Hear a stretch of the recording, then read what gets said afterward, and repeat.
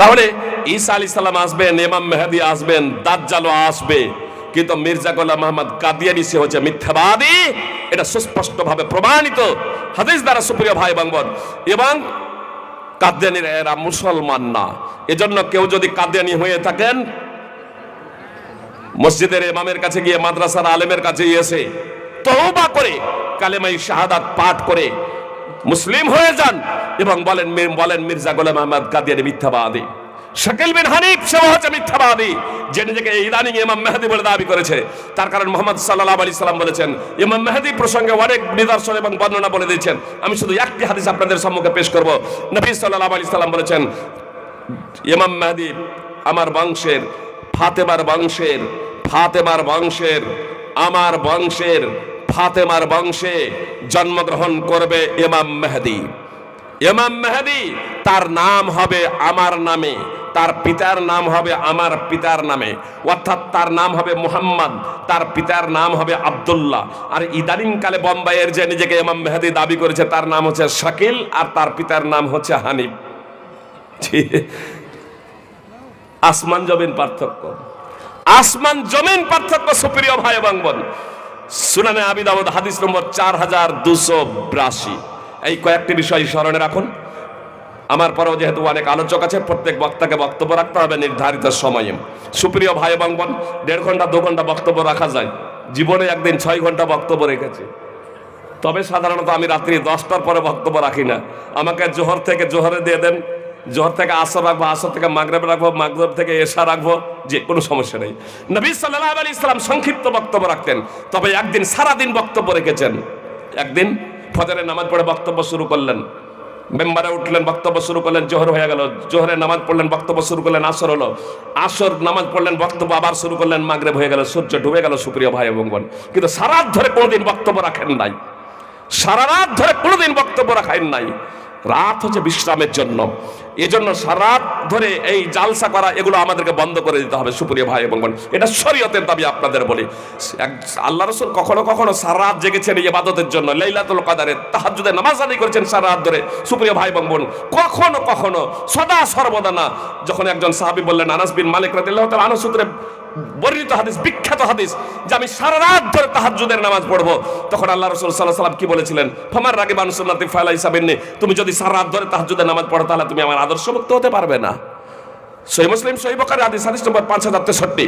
সুপ্রিয় ভাই এবং বোন, এজন্য আমাদেরকে কোরআন এবং সুন্নাহকে ফলো করতে হবে।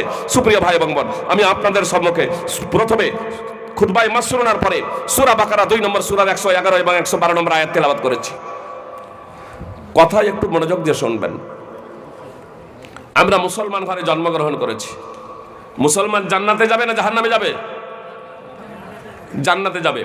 এটা কোরআনের কথা, হাদিসের কথা, এতে বিন্দুমাত্র সন্দেহের অবকাশ নাই। আমাদের অগোচরে শয়তান সুকৌশলে আমাদের কানে এমন ভাবে মন্ত্র ফুঁকে দিয়েছে যে আমরা কোরআন এবং সুন্নাহ থেকে বহু দূরে সরে গিয়েছি। আমরা শুধু এতটুকু বলি আওড়াই যে আমরা মুসলমান, আমরা তো জান্নাতে যাবই। কেউ বলে আমরা মুসলমান, মৌলবি মাওলানা তো বলেছেন যে ব্যক্তি লা ইলাহা ইল্লাল্লাহ পড়বে সে জান্নাতে একদিন, কোনো না কোনো একদিন জান্নাতে যাবে। জান্নাত জাহান্নাম আছে কি নেই কে জানে। মরে যাওয়ার পরে তো কেউ এসে বর্ণনা করেনি যে জান্নাত আর জাহান্নাম আছে, জান্নাতে এই শাস্তি, জাহান্নামে এই শাস্তি হচ্ছে। মরে যাওয়ার পরে কি কেউ এই কথা এসে বলেছে? না জান্নাতে গিয়ে কেউ এই পৃথিবীতে এসে দ্বিতীয়বার এই কথা বলেছে? তো জান্নাত আছে কি নেই কে জানে? আল্লাহই বা আছে কি নেই কে জানে? আল্লাহই বা আছে কি নেই কেউ জানে? আমি লোকের কথা বলছি, আমাদের বর্তমানের মুসলমানদের কথা বলছি। অনেক মুসলমানরা বলে মরে যাওয়ার পরে কি কেউ দেখে এসেছে যে কবরে শাস্তি হবে? আর এই তো কবর দিলাম, তাহলে যাকে কবরে মুসলমানরা বলে, তাহলে যাকে বাঘে খেয়ে নিয়েছে, যাকে শ্রীগালে খেয়ে নিয়েছে, শুকুরে খেয়ে নিয়েছে, যাকে পুড়িয়ে ছাই করে দেওয়া হয়েছে, ভস্ম করে দেওয়া হয়েছে, তো সে তো কবরেই যায়নি। তো কবরের মাটি এদিক ওদিক থেকে কিভাবে শাস্তি প্রদান করবে? তাই না? কিভাবে করবে? সুপ্রিয় ভাই এবং বোন, কথা একটু মনোযোগ দিয়ে শুনুন। বনি ইসরাঈল, ইহুদি এবং খ্রিস্টান, বর্তমানের যে ইহুদি এবং খ্রিস্টান, এই ইহুদি খ্রিস্টান যেভাবে পথভ্রষ্ট হয়েছিল, মূলত সেই পদে পদে আমরা হাঁটতে শুরু করেছি, সেইভাবে আমরা পথভ্রষ্ট হতে শুরু করেছি। ইহুদি এবং খ্রিস্টানদের পূর্বপুরুষ হল বানি ইসরাইল। এই বানি ইসরাইল আল্লাহ তাআলা অনেক নবী রাসূল প্রেরণ করেছিলেন। আল্লাহ তাআলা পবিত্র কোরআনে যে কয়েকজন নবী রাসূলের কথা উল্লেখ করেছেন, মানে যে কয়েকজন, এই জন্যই আমি বলছি যে নবী রাসূল পৃথিবীতে এসেছেন অনেক। এই প্রসঙ্গে 1,24,000 হাদিসে রয়েছে। কিছু মুহাদ্দিসিনরা হাদিসটিকে জয়ীফ বলে আল্লামা নাসিরউদ্দিন আলবানী রাহিমাহুল্লাহ সহিহ গায়রি বলে আখ্যায়িত করেছেন। পবিত্র কোরআনের আয়াত দ্বারা বোঝা যায় যে অনেক নবী রাসূল এসেছেন, সমস্ত নবী রাসূলের দৃষ্টান্ত স্থাপন করেন নাই। দ্বিতীয়ত, বিভিন্ন বাজারে মার্কেটে বইপত্র পাওয়া যায়, আপনার সেই বইপত্রে উল্লেখ করা হয় 25 জন নবীর কথা পবিত্র কোরআন থেকে, কিন্তু খাজির আলাইহিস সালামকে ছেড়েই দেওয়া হয়েছে। কিন্তু বাস্তবে এবং প্রাধান্যযোগ্য মত হলো যে খাজির আলাইহিস সালামও তিনিও নবী ছিলেন, তিনি আবেদ ছিলেন না, নবী ছিলেন। শুধু আবেদ না, আল্লাহর উপাসক ছিলেন, এটা বাস্তব, কিন্তু তিনি নবী ছিলেন। আবেদ হলেই যে নবী হবে এমন কোনো কথা নাই, কিন্তু নবী হলে তিনি আবেদ হতে পারেন। আবেদ মানে উপাসনাকারী, সুপ্রিয় ভাই এবং বোন। তো তিনি নবী ছিলেন, উপাসনাকারী ছিলেন, সৎ ব্যক্তি ছিলেন খাজির আলাইহিস সালাম।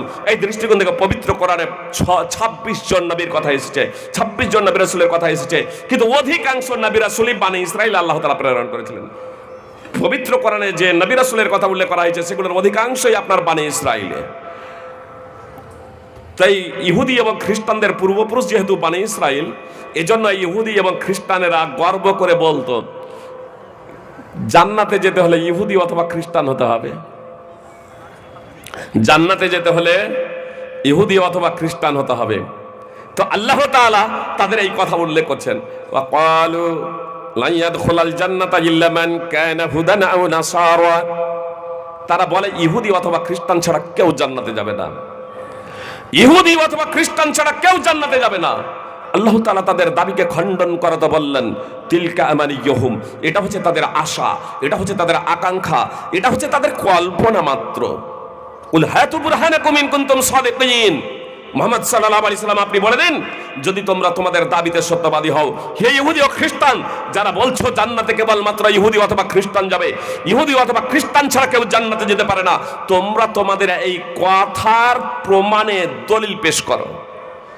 তোমরা তোমাদের এই কথার যে দাবি করেছো, তোমরা যে এই কথার দাবি করছো যে ইহুদি অথবা খ্রিস্টান ছাড়া কেউ জান্নাতে যাবে না, তো তার প্রমাণে তোমরা দলিল পেশ করো। কিন্তু ইহুদি খ্রিস্টানেরা দলিল পেশ করতে ব্যর্থ হয়েছে। আল্লাহ তাআলা ঘোষণা দিলেন, বালা, কেন নয়, কেন জান্নাতে যাবে না? জান্নাতে যাবে কে? জান্নাতে কারা যাবে সে কথা আল্লাহ তাআলা স্পষ্টভাবে জানিয়ে দিলেন, বালা মান আসলামা ওয়াজহাহু লিল্লাহি ওয়া হুয়া মুহসিনুন ফালাহু আজরুহু ইনদা রাব্বিহি ওয়ালা খাউফুন আলাইহিম ওয়ালা হুম ইয়াহজানুন। আল্লাহ তাআলা বললেন, বরং জান্নাতে যাবে সে। সুপ্রিয় ভাই এবং বোন, কথা একটু মনোযোগ দিয়ে শুনেন। মুসলিম অমুসলিম যারা আছেন তারাও কথা যারা শুনেন ভালোভাবে, অমুসলিম যারা আছেন তারাও কথা মনোযোগ দিয়ে শুনেন। আপনি যদি জান্নাতে যেতে চান, আপনি যদি স্বর্গে যেতে চান, মহান আল্লাহ তাআলা স্রষ্টা, নিখিল বিশ্বের আকাশ এবং পৃথিবী উভয়ের মাঝে যাহা কিছু আছে, এক কথাই সকল কিছুরই স্রষ্টা এবং নিয়ন্তা এবং প্রতিপালক মহান আল্লাহ তাআলা তিনি ব্যর্থহীনভাবে ঘোষণা করছেন, বরং জান্নাতে যাবে সেই পুরুষ মহিলা, সেই জান্নাতে যাবে সেই নরনারী, সে জান্নাতে যাবে সেই যুবক যুবতী, জান্নাতে যাবে সেই ছেলে ও মেয়ে যে নিজের মুখমণ্ডলকে সমর্পণ করেছে আল্লাহর জন্য, যে নিজেকে সমর্পণ করে দিয়েছে, সঁপে দিয়েছে, নিজেকে আত্মসমর্পণ করেছে আল্লাহর জন্য, এবং সে সৎ কর্ম করেছে। সৎকর্ম বলতে আমি আপনি যাকে সৎ বলি তাই, যে আজকাল তো যে যাকে সৎ বলে মানে যে যে কাজটা করে সে সেই কাজটাকেই সৎ বলে। যে যারা মিলাদ করছে বলছে এটা সৎ, যারা মিলাদ করছে এটা সৎ, মাইয়াতকে কেন্দ্র করে যারা খানা দিচ্ছে বলছে এটা সৎ, মাইয়াত মারা গেলে বাড়িতে জালসা করছে আর কুলখানি করছে বলছে এটা হচ্ছে সৎ, যে কোরআন দিয়ে তাবিজ দিচ্ছে সে বলছে এটা সৎ। এবার যখন যে ওটা করে না সে তখন সেটাকে বলে বেদাত। অথচ নবী সাল্লাল্লাহু আলাইহি সাল্লামের ভাষা যখন আমরা নকল করি তখন কি বলি? কুল্লু বিদআতিন দালালা ওয়া কুল্লু দালালাতিন ফিন্নার। সুনান নাসাঈর হাদিস। সুপ্রিয় ভাই এবং নবী সাল্লাল্লাহু আলাইহি সাল্লামের যখন কথা নকল করে আরবিতে, তখন বললাম ধর্মের বিষয়ে প্রত্যেকটা নব আবিষ্কৃত বিষয় হলো গুমরাহি ও ভ্রষ্টতা, আর প্রত্যেকটা ভ্রষ্টতা ও গুমরাহির পরিণাম হলো জাহান্নাম। তো নবী সাল্লাল্লাহু আলাইহি সাল্লামের কথা যখন নকল করলাম, হাদিস যখন নকল করলাম, বাংলায় আর অনুবাদ করি না, তো মাতৃভাষায় অনুবাদ করি না, আপনার পাঠ করে চলে যায়। আমিও পাঠ করেছি, বক্তারাও পাঠ করেন, মসজিদের মেম্বারে যখন আলেমরা চাপেন তখন তারাও পাঠ করেন। এক কথাই বলা যেতে পারে সাধারণত প্রত্যেক আলেম খাতিব বক্তাই পাঠ করেন, ব্যতিক্রম কেউ এক আধজন। নবী সাল্লাল্লাহু আলাইহি সাল্লামের কথা ধর্মের বিষয় প্রত্যেকটা নব আবিষ্কৃত বিষয়, অর্থাৎ কোন ইবাদত আপনি করছেন, যে ইবাদতটা নির্দিষ্ট সময়ে, নির্দিষ্ট পদ্ধতিতে, নির্দিষ্ট ধরনে, যে পদ্ধতিতে আপনি করছেন, সেই পদ্ধতিতে, সেই ধরনে, সেই সময়ে, সেইভাবে কোরআন এবং সুন্নাতে কোনো প্রমাণ নেই, সালাফ থেকেও তার কোনো প্রমাণ নেই, সেই জিনিসটাকে বলা হয় বিদআত। সেটা হলো গুমরাহি, ভ্রষ্টতা, তার পরিণাম হলো জাহান্নাম। সুপ্রিয় ভাই এবং বোন, কিন্তু আল্লাহ রাসূল সাল্লাল্লাহু আলাইহি সাল্লামের ভাষা যখন নকল করলাম, তখন ধর্মের বিষয় বললাম, প্রত্যেকটা দিনের বিষয়, প্রত্যেকটা নবাবিষ্কৃত বিষয় হলো গুমরাহি ও ভ্রষ্টতা। আর তারপরে প্র্যাকটিক্যাল ফিল্ডে এসে বললাম বেদাত হচ্ছে দুই প্রকার, বেদাতে হাসান আর বেদাতে সাইয়্যা। ভালো বেদাত, মন্দ বেদাত, মানে আসলে ভালো বেদাত মন্দ বেদাত, এই যে আমাদের এই বিভাজনে, এটাই হচ্ছে শিরক বেদাতের চোর দরজা। এটা হচ্ছে আজকে শিরক বেদাতের চোর দরজা। শুধু আপনার মাযহাবীরা করেছে তাই নয়, আমাদের আহলে হাদিস ভাইরাও তখন এইরকম বলে, যে আমাদের আহলে হাদিস ভাইরাও বলে যে ফরজ নামাজের পরে যে আমরা 5 ওয়াক্তের ফরজ নামাজে যে আমরা হাত উঠিয়ে দোয়া করছি, ইমাম দোয়া করছেন, মুক্তাদিরা আমিন আমিন বলছেন, এটা তো খারাপ কাজ না, এটা ভালো কাজ, এটা ভালো কাজ। সুপ্রিয় ভাই এবং বোন, ওরা করলে বেদাত আর আমি করলে সুন্নাত, এটা হয় কেমনে? বেদাত সুপ্রিয় আল্লাহ রাসূল সাল্লাল্লাহু আলাইহি ওয়াসাল্লামের ভাষা দেখুন। আব্দুল্লাহ ইবনে উমর রাদিয়াল্লাহু তাআলা আনহু এর জন্য বলছেন, কুল্লু বিদাতিন দালালা ওয়া ইরান নাস হাসানা। ইমাম বাইহাকির আল মাদখাল হাদিস নম্বর 191 এবং ইমাম ইবনে বাত্তার আল ইবানাতুল কুবরা হাদিস নম্বর 205।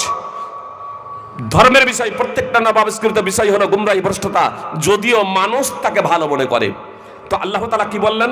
বরং জান্নাতে যাবে সে, বালা, বরং মান আসলামা ওয়াজহু লিল্লাহি ওয়া হুয়া মুহসিনুন ফালাহু আজরুহু ইনদা রাব্বিহ।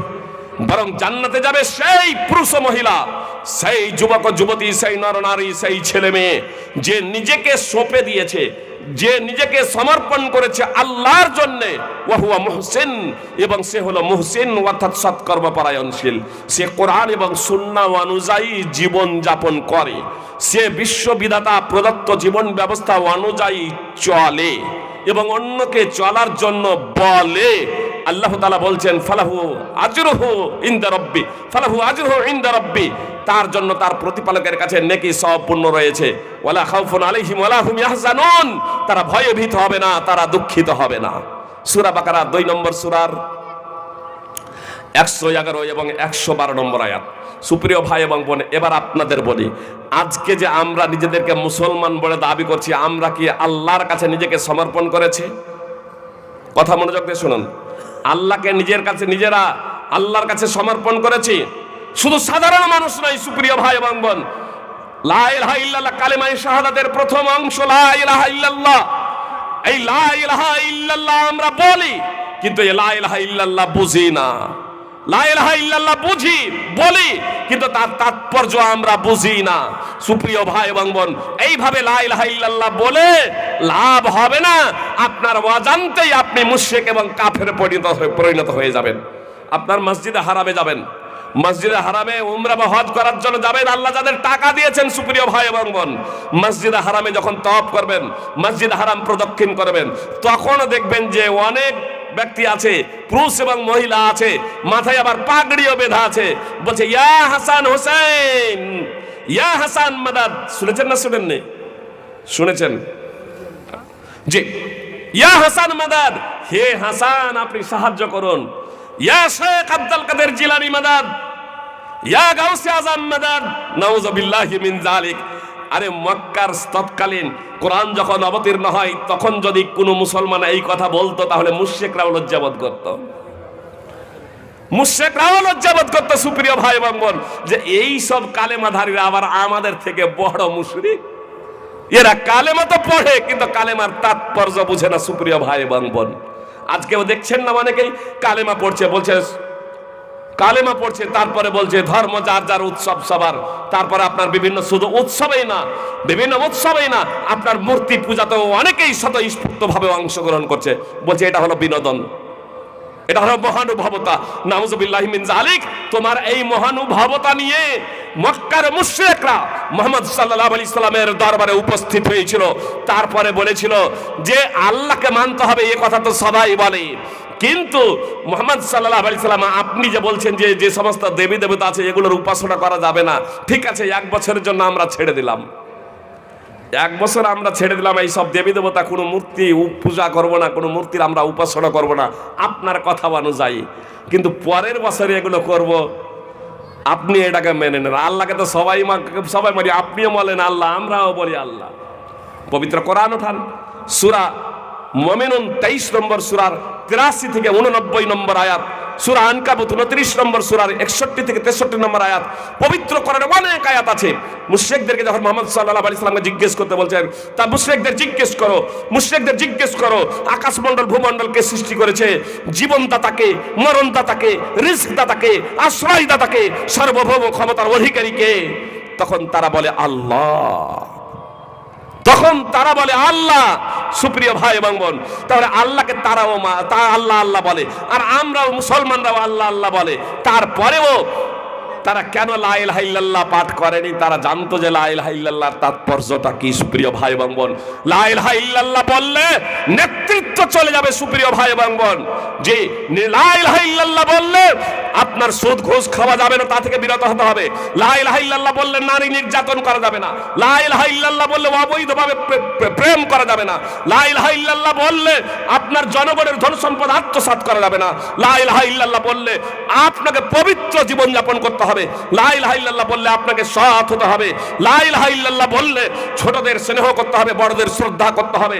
লা ইলাহা ইল্লাল্লাহ বললে কাউকে কষ্ট দেওয়া যাবে না, কাউকে দুঃখ দেওয়া যাবে না। সুপ্রিয় ভাই এবং বোন, লা ইলাহা ইল্লাল্লাহ বললে আপনার হারাম ভক্ষণ করা যাবে না, বৈধ পন্থায় আপনাকে উপার্জন করতে হবে।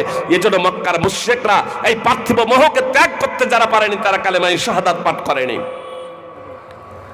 আর আজ আমি লা ইলাহা ইল্লাল্লাহ পড়ি, মূর্তি পূজাও করি।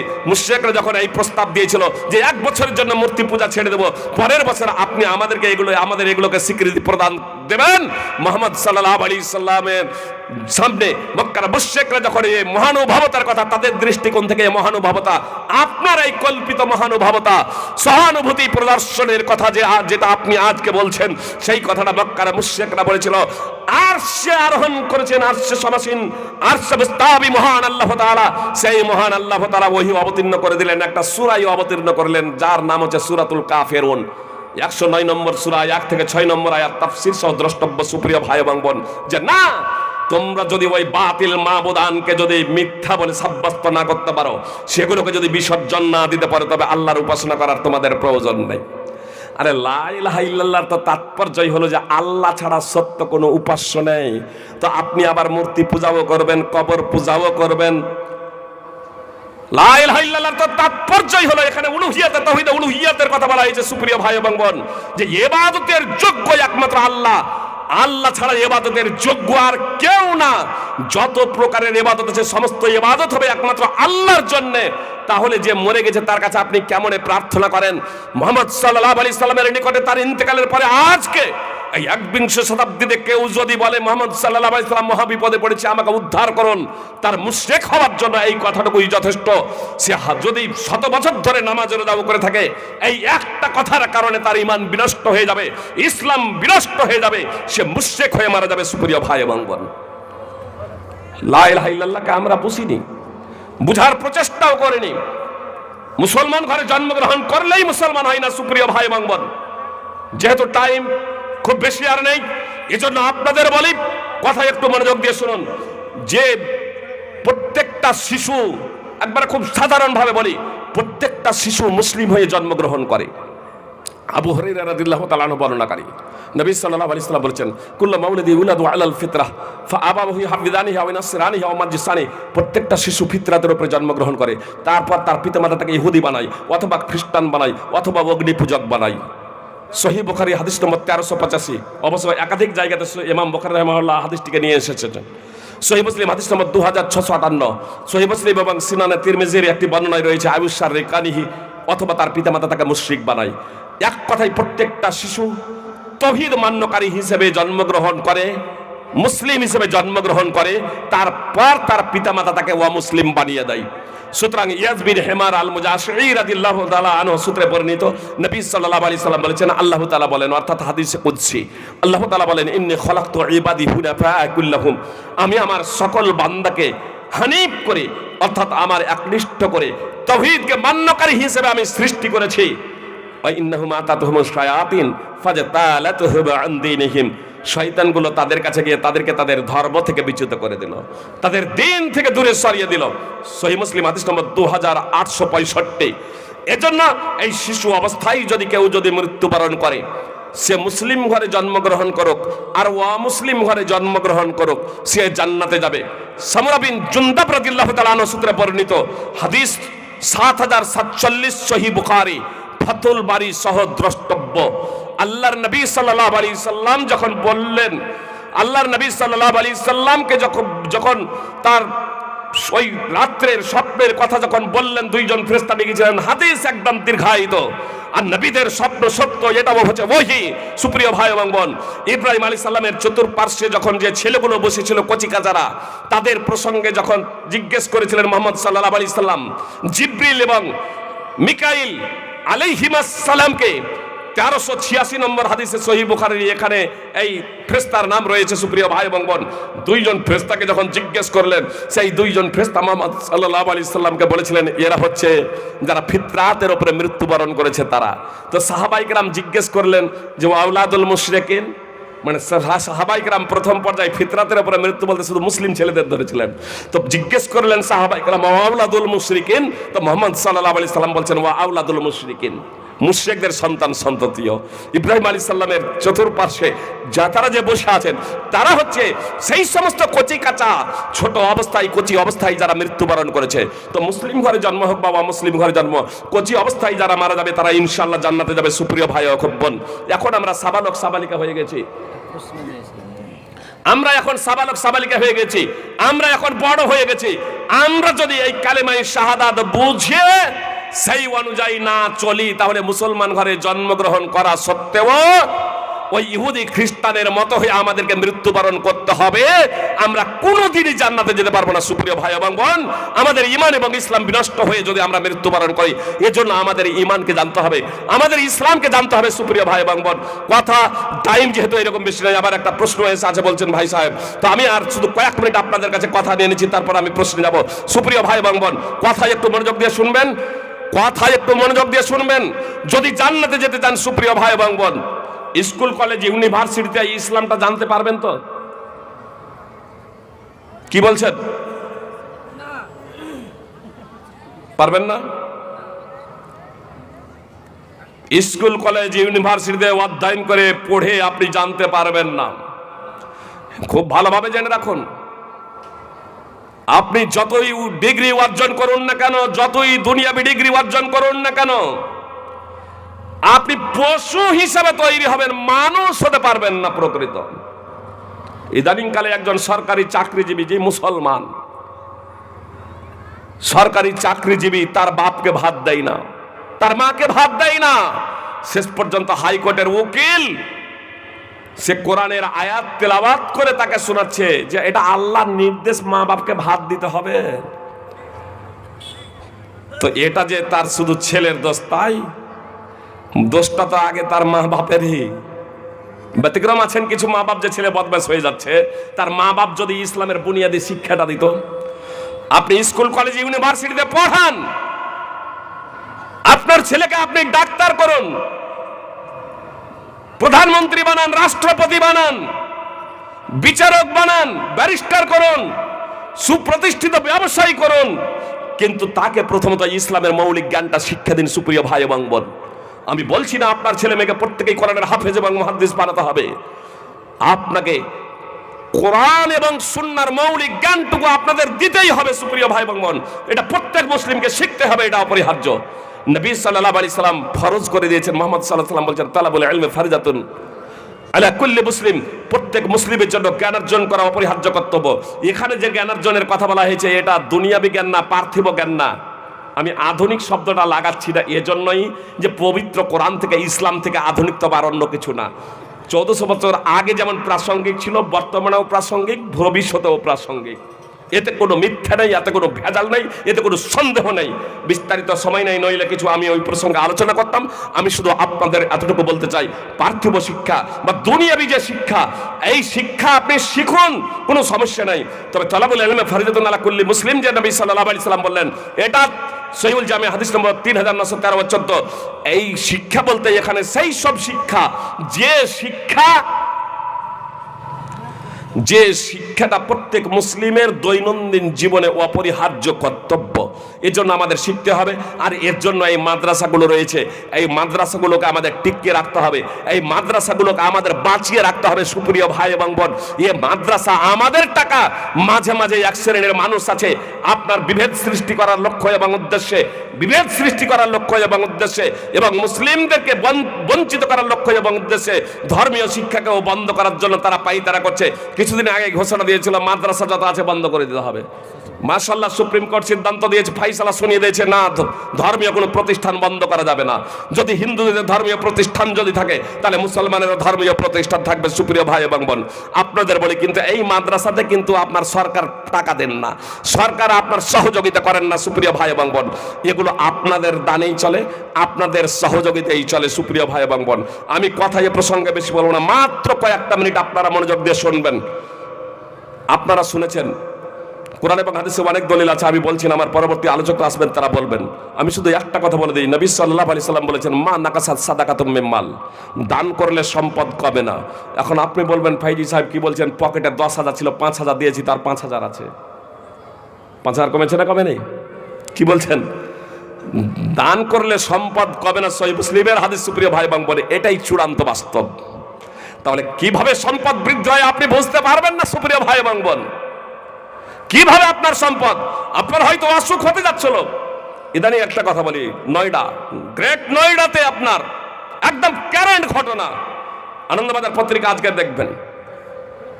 আমি লাইভ পড়েছি, কালকেই আমি পড়েছি, আজকের বা কালকের আপনার আনন্দবাজার পত্রিকা দেখবেন, যেহেতু আমি কালকেই লাইভ পড়েছি। সুপ্রিয় ভাই এবং বোন, আনন্দবাজার পত্রিকাতে কেউ যদি দেখবো মনে করেন আমি সেটা শেয়ার করাও রেখেছি। বাম চোখের সমস্যা, অনবরত জল ঝরে, হাসপাতালে নিয়ে গেলেন, ডাক্তার দেখালেন, ডাক্তার এরকম রিপোর্টিং করলেন, রিপোর্টিং এর পরে পরীক্ষা নিরীক্ষার পরে বললেন যে চোখের ভিতরে একটা প্লাস্টিক জাতীয় কোনো কিছু যেন আটকে আছে, সে কারণে অনবরত জল ঝরছে। কি করতে হবে? অপারেশন করতে হবে। ভর্তি করলেন, লাগবে 45,000 টাকা। 45,000 টাকায় অপারেশন করার জন্যে। অপারেশন করেছেন বাম পা, অপারেশন না করে অপারেশন করেছেন ডান চোখ। অপারেশন করার কথা বাম চোখ, অপারেশন করেছেন ডান চোখ। সুপ্রিয় ভাই এবং বোন, জি, ব্যাপক আন্দোলন, ব্যাপক আপনার হয়েছে। বলছে পুলিশ কেস ডায়েরি নিয়েছেন, বলছে ঠিক আছে তদন্ত করা হচ্ছে। আপনার গত মে মাসে আপনার কেরালাতে বাম হাতে 6টা আঙুল অপারেশন করে করবে 5টা, আমাদের সব 5টা আছে না, 6টা আঙুল অপারেশন, একটা কেটে ফেলবেন। তো ভুল করে ডান হাতে অপারেশন করেন নাই, শিশুটা আপনার 4 বছরের, একবারে জিভ কেটে বাদ। ডাক্তার সুপ্রিয় ভাই এবং বোন, এজন্য আমি একটা কথা বলি, এই মঞ্চে আসার আগে বা যে কোনো কাজ, যে কাজ করছেন সেই কাজে দক্ষতা অর্জন করুন। সুপ্রিয় ভাই এবং বোন, যদি ওই টুকলি দিয়ে আর চিরকুট দিয়ে, অনেক সময় টুকলি আর চিরকুট না, আমাদের মুর্শিদাবাদ লালবাগের ঘটনা, মেয়েটা মারা গিয়েছে, আপনার অপারেশন করেছে ভালোভাবে, আপনার পরিষ্কারই করেনি, পেটে রক্ত এরকম জমাট এরকম বেঁধে আছে। কলকাতায় যখন যাচ্ছে পিজিতে, সেখান থেকে বলছে কোন ডাক্তার কে এটা অপারেশন করেছে, একবার তো শেষ থেকে বাঁচানো সম্ভব না, মারা গিয়েছে। ওর স্বামীকে বলে গিয়েছিল যে আমার ভয় হয়েছিল, এইদিকে আমার অপারেশন চলছে, ও পেট কেটে দেওয়ার পরে তারা নৃত্য গান বাজনা করছে। কিভাবে আমার আপনার টাকা ধ্বংস হয়ে যাবে, কিভাবে আমার আপনার জীবন শেষ হয়ে যাবে আমি কল্পনা করতে পারবো না। সুপ্রিয় ভাই এবং বোন, দান করলে সম্পদ বাড়ে, এতে সন্দেহের কোনো অবকাশ নেই। আজকে আপনাদের কাছে টাকা চাওয়া হচ্ছে, এমন একটা সময় হঠাৎ ঘনিয়ে আসবে সেটা বুঝতে পারবেন না। সুপ্রিয় ভাই এবং বোন, আপনার কয়েকদিন হলো আপনার ভ্রমণে বের হয়েছিলেন উত্তরাখণ্ডে, সম্ভবত আপনার বাস গর্তে উল্টে গিয়ে 36 জন সঙ্গে সঙ্গে শেষ। এ তো অপরাধ আপনারা দেখছেন। মুহাম্মদ সাল্লাল্লাহু আলাইহি সাল্লাম বলেছেন যে আমার উম্মতের কিছু লোক জেনা ব্যভিচারকে হালাল মনে করবে, রেশম কাপড় পুরুষদের জন্য হারাম কিন্তু তারা হালাল মনে করবে, বাদ্যযন্ত্রকে হালাল মনে করবে, গান বাজনাকে তারা হালাল মনে করবে, এবং কিছু লোক পাহাড়ের পাদদেশে বসবাস করবে। বৈকাল বেলায় যখন তারা ছাগল নিয়ে আসবে, তাদের কাছে কোনো অভাবী ব্যক্তি তার অভাবের কথা পেশ করলে তখন সে বলবে ইরজি ইলাইনা গাদা, আমাদের কাছে তুমি কালকে এসো। ফায়ুবাইয়িতুহুমুল্লাহ ওয়া ইয়াদাউল আলাম, আর এই দিকে আল্লাহ তাআলা তাকে এবং পাহাড়টাকে ধ্বংস করে দেবেন।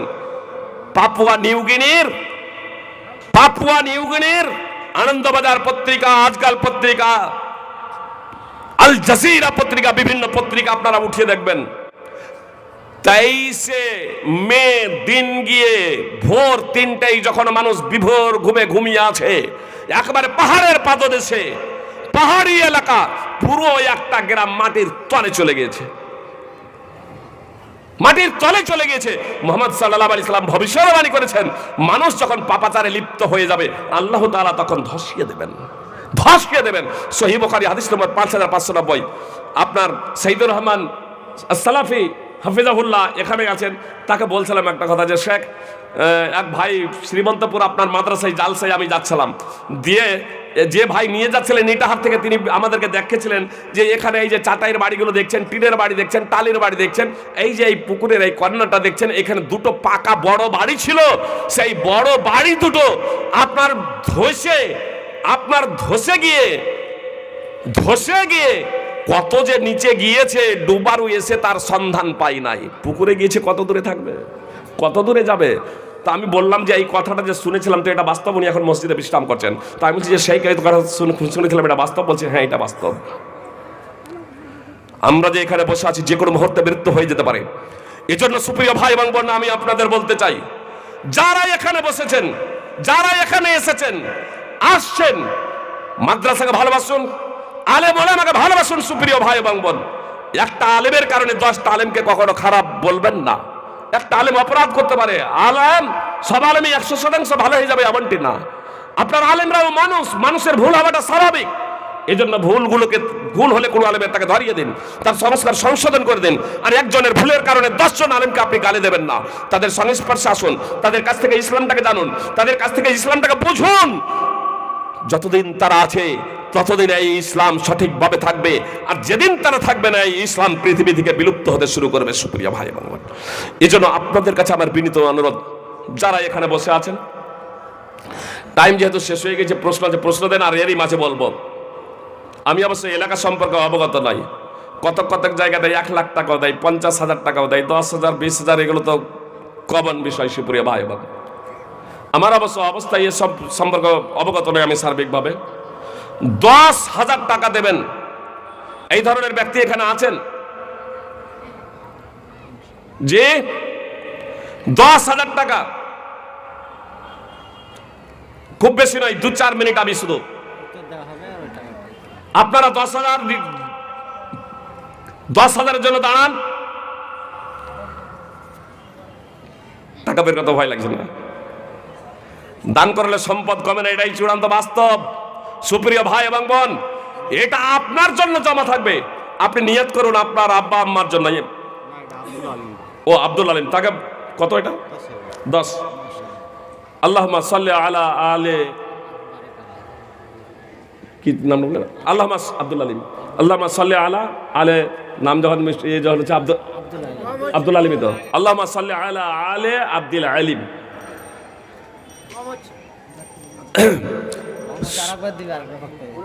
সুপ্রিয় ভাই এবং বোন, আব্দুল আলিম ভাই, যদি আপনি এখানে উপস্থিত থাকেন, আব্দুল আলিম ভাই, আব্দুল আলিম ভাইয়ের কাছে আমার বিনীত অনুরোধ,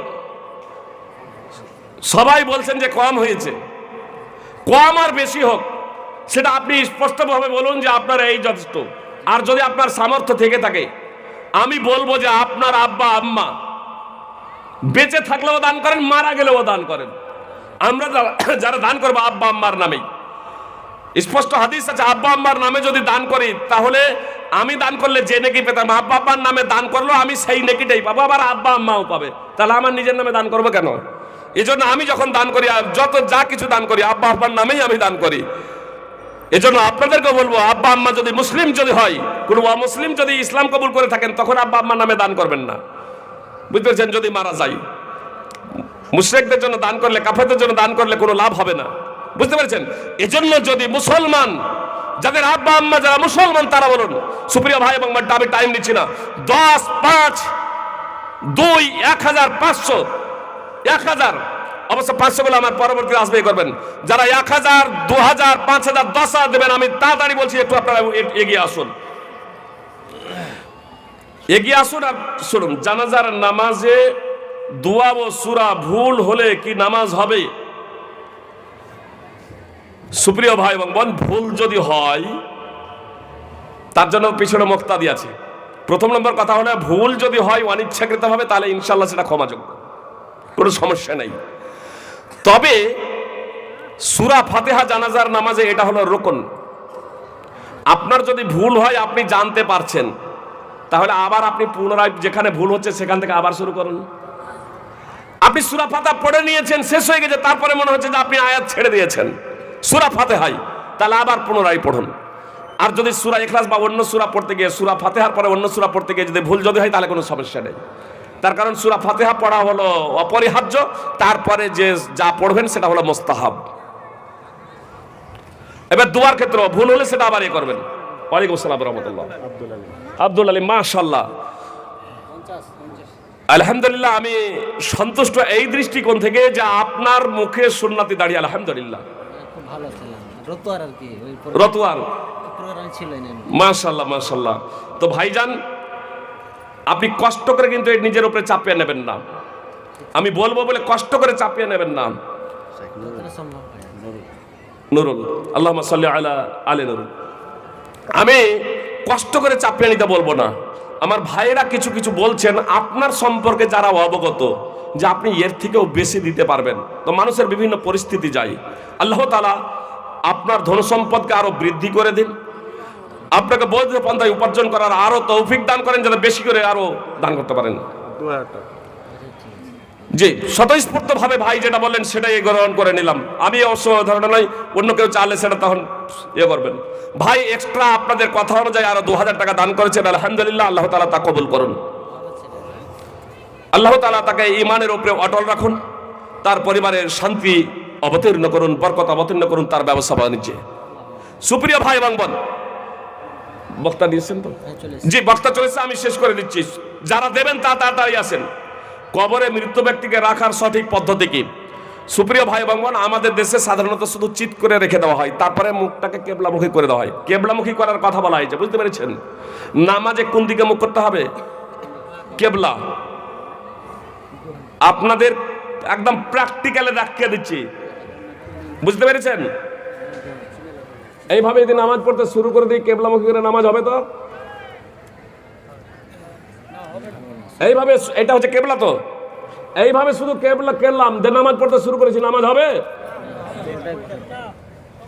পুরোটাই ঘুরেতে হবে কেবলা, তখন হবে কেবলামুখী। এটা শুধু কেবলামুখী না, মুখটা ঘুরিয়ে নিয়ে, এটা কেবলামুখী না। নবী সুনান আবি দাউদের হাদিস, নবী সাল্লাল্লাহু আলাইহি সাল্লাম বলেছেন যে তোমাদের জীবন এবং মরণ উভয় অবস্থাতেই তোমাদের কেবলা হলো মসজিদে হারাম, কেবলামুখী। সুপ্রিয় ভাই এবং বোন, আমাদের এখান থেকে যেহেতু পশ্চিম দিকে পড়ছে, উত্তর দিকে মাথা করে আপনার কেবলামুখী করে শুধু মাথাটা ঘুরিয়ে দেওয়া হয়েছে, এটা সঠিক না। পুরো বডি, তো বলবেন যে এইভাবে পুরো যদি কাত হয়ে, এই জন্য আল্লাহ রাসূল সাল্লাল্লাহু আলাইহি ওয়াসাল্লাম ঘুমাতো না আপনার কাত হয়ে, ডান কাঁধে। বলবেন যদি পুরো যদি ডান কাঁধে যদি শোয়ানো যদি হয়, মেইয়েতকে যদি ডান কাঁধে পুরো যদি শোয়ানো হয়, তাহলে তো উল্টে পড়ে যাবে আগে বা পিছে। আপনাকে কবরটা সেইভাবে খনন করতে হবে। যে কবর দুই পর্যায়ে করা, বিস্তারিত আলোচনা করছি না। আপনার যেভাবে কবর করুন না কেন, আপনার মেয়ের যেখানে রাখবেন, মনে করেন এটা একটা কবর, অর্ধেকটা জি মেয়ের ছোট না বড়, মোটা না পাতলা, এটা দেখে নিয়ে তার বডি অনুযায়ী আপনার আগের দিকটা আপনার কেবলার মুখের দিকটা একটু নিচা করবেন পিছন দিকটা থেকে, এবার ওখানে দাঁড় করে দেন, অটোমেটিকলি আপনার পিছনে পড়বে না। বুঝতে পেরেছেন? সহজ। এ কথাই আল্লামা নাসিরুদ্দিন আলবানী রাহিমাহুল্লাহ বলেছেন, এ কথাই আপনার শেখ ইবনুল হুসাইমিন রাহিমাহুল্লাহ বলেছেন, এ কথাই ইমাম ইবনে হাজম রাহিমাহুল্লাহ সহ অন্যান্য মুহাদ্দিস এবং ফকিহগণ বলেছেন। সুপ্রিয় ভাই এবং বোন, এজন্য কিবলামুখী পুরোপুরি আমাদেরকে শোয়াতে হবে। নামাজে দাঁড়াবার সময় পায়ের গোড়ালি সমান করবে না পায়ের উঁচু হাড় সমান করবে? গোড়ালি তো আপনার পিছনে, আপনার উঁচু হাড় যেটা, এটাও সবারই সমান থাকবে না, কারো মোটা পা কারো পাতলা পা।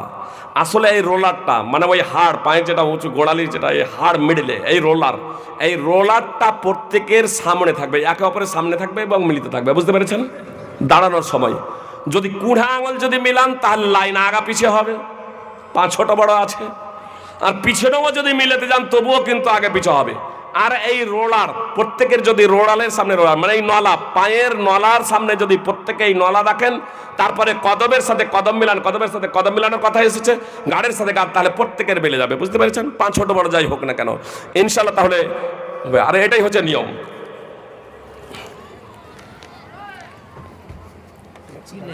বিড়ির টাকা খাওয়া হারাম হালাল।